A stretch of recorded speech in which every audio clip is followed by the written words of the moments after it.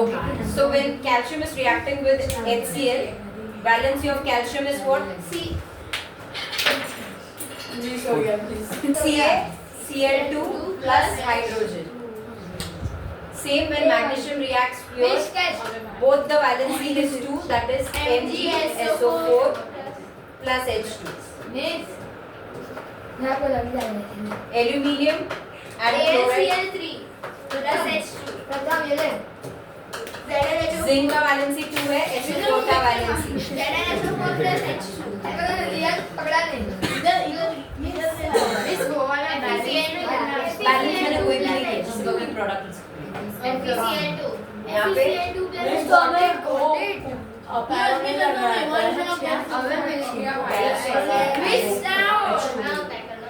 First वाला equation में potassium यहाँ पे 2 आएगा बिकॉज हाइड्रोजन इज 2, Cl यहाँ पे 2 हो गया इसलिए 2, and here also because of which sodium यहाँ पे 2 है तो यहाँ पे 2 डाल दिया, hydrogen plus hydrogen 2, sulfur is 1, oxygen is 4, oxygen is 4, calcium 1, यहाँ पे आपका क्लोरीन 2 है इसलिए 2 डाल दिया, हाइड्रोजन भी 2, यहाँ पे भी 2 हो गया, magnesium 1, hydrogen 2, hydrogen 2, sulfur 1, sulfur 1.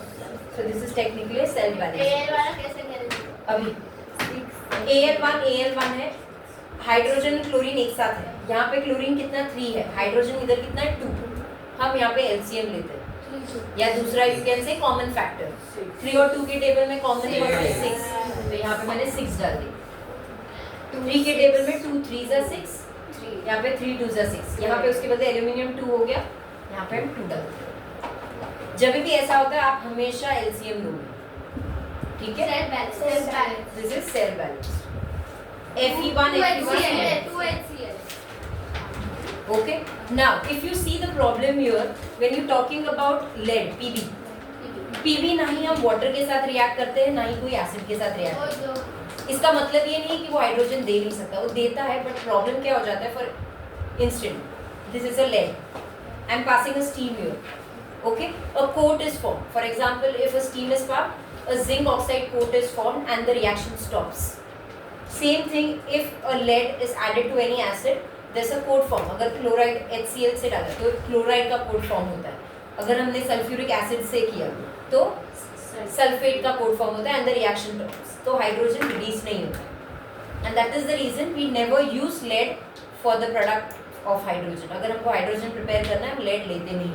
अब आप ये पूछोगे हम तो लेड पता क्यों करना है कि हाँ हमको लेड चाहिए, नॉर्मली क्या हो जाता है, शिप्स देखो आयरन का रहता है, उसमें बाहर है ना लोग लेड का पेंट करते हैं, क्यों, क्योंकि क्या हो जाता है, पानी जो है अगर वो धीरे धीरे रिएक्ट भी करता है, बिकॉज क्या हो जाता है, शिप गर्म हो जाता है at one particular time because of the continuous machine, it becomes hot and surrounding there is water, so there is a reaction, ऐसा नहीं, बट वो क्या हो जाता है, एक कोड दे देता है लेड ऑक्साइड का, तो क्या रिएक्शन स्टॉप हो जाता है और आपका जो मेटल जो रस्ट होने वाला है वो भी प्रिवेंट होता है।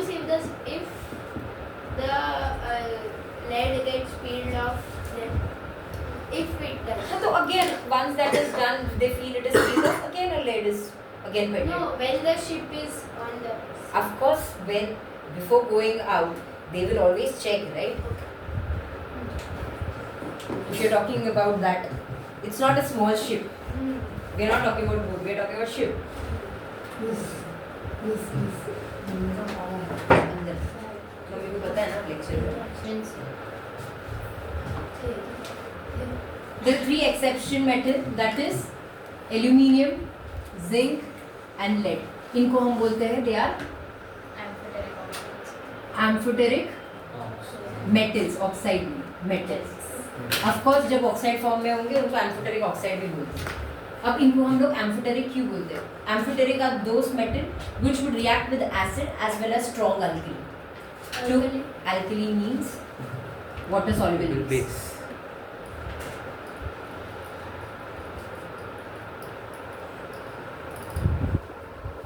और स्पेसिफिकली ये किसके साथ रिएक्ट करते हैं, स्ट्रॉन्ग अल्कली के साथ, सब अल्कली के साथ नहीं रिएक्ट करते, they only react with strong alkali, that is your sodium hydroxide और पोटेशियम हाइड्रोक्साइड, ठीक है। जो भी मेटल हाइड्रोक्साइड या ऑक्साइड फॉर्म में रहता है हम उसको बेस बोलते हैं, ओके बट सारे बेस पानी में डिसॉल्व नहीं होते. फॉर एग्जांपल मैंने कॉपर ऑक्साइड लिया, पानी में डिसॉल्व नहीं होता copper oxide, copper hydroxide sodium oxide और पोटेशियम ऑक्साइड भी वाटर में डिसॉल्व होता है. तब जाके वो हम लोग को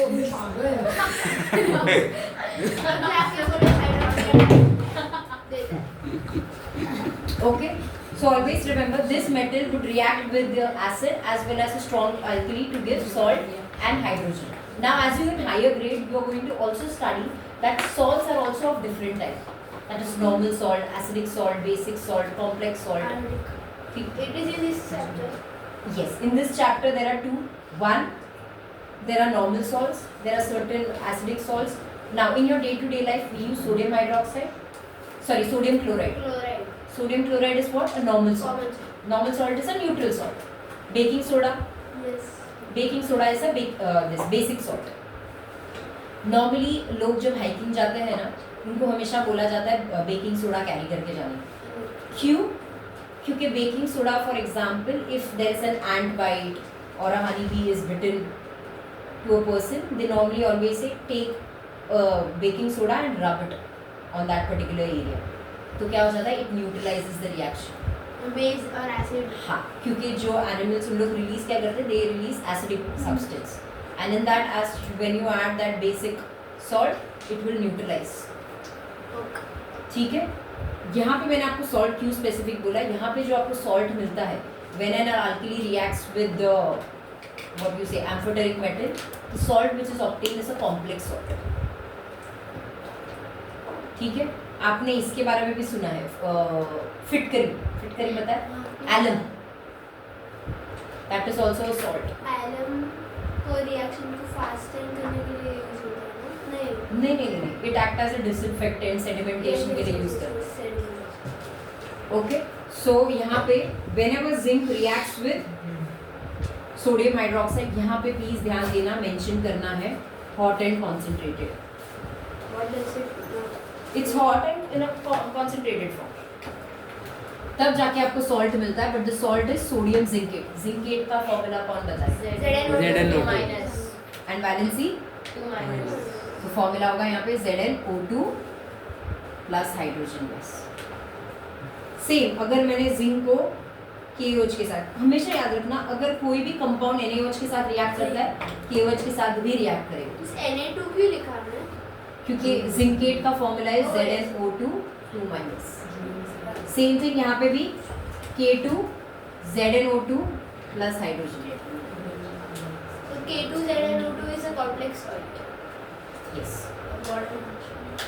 ओके, अगेन व्हेन लेट यहाँ पे hot and form, again KOH NaOH, it's hot and concentrated. You're making different chemical there. That is the reason you have to talk. लंबाई का फॉर्मूला क्या है? PbO2 2-. So यहाँ पे Na2 PbO2 plus hydrogen. Now aluminium is an exception. क्यों? क्योंकि हम सिर्फ अगर hot and concentrated NaOH डालेंगे तो रिएक्शन नहीं होगा, हमको थोड़ा सा वाटर भी डालना पड़ेगा, तब जाके रिएक्शन मिलता है. That is sodium aluminium.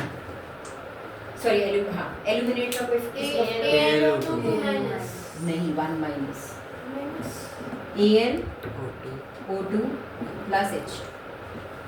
Start writing the reaction and balance. इस Al के लिए आपने एक्सेप्शन का रीजन क्या दिया? वो सिर्फ एक बार सोडियम यहाँ पे 2 है, इसलिए आपने यहाँ पे 2 डाल दिया. 2 हो गया. ओके, ऑक्सीजन 2, ऑक्सीजन ऑलरेडी डाल दिया. Hydrogen 2, hydrogen already 2. Technically the first 3 is one and the same value. So you put just 2 done. यहाँ पे 2A Mic drop. 2 3 and 3 2 3 2 3 2 2. Okay, aluminium left hand side, right hand side 1, sodium 1, hydrogen यहाँ पे 2 plus 1 3 है, यहाँ पे 2 है, तो इसीलिए यहाँ पे हम 2 डालेंगे, 4 कर देंगे. ये 2 2s are 4. अभी क्या हो गया आपका? यहाँ पे सोडियम 2 हो गया, इसके बदले हमको यहाँ पे भी 2 डालना पड़ेगा. अभी जैसे मैंने यहाँ पे 2 डाल दिया, एल्यूमिनियम भी 2 हो गया, बस, 2 here. complete. Now ऑक्सीजन 1 हो गया। plus 2 3, यहाँ पे कितना है, 2 2 4, Four. तो इसलिए यहाँ पे 2 डालूंगी, 4 हो गया। अरे बाप रे। उसके बाद हाइड्रोजन प्रॉब्लम हो गया, three. 2 2 4, 4 plus 2 6, so हो गया। 3 2 6.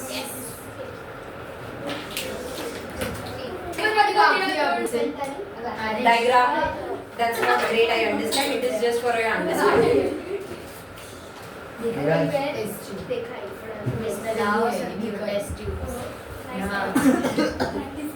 you want, if you want, I will drink.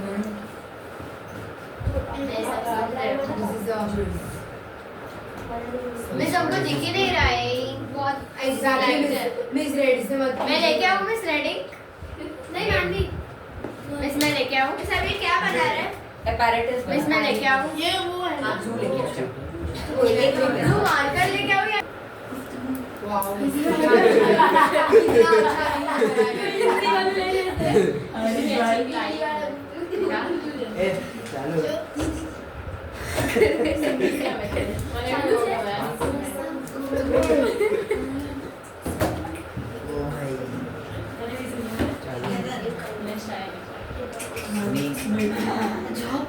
अरे छी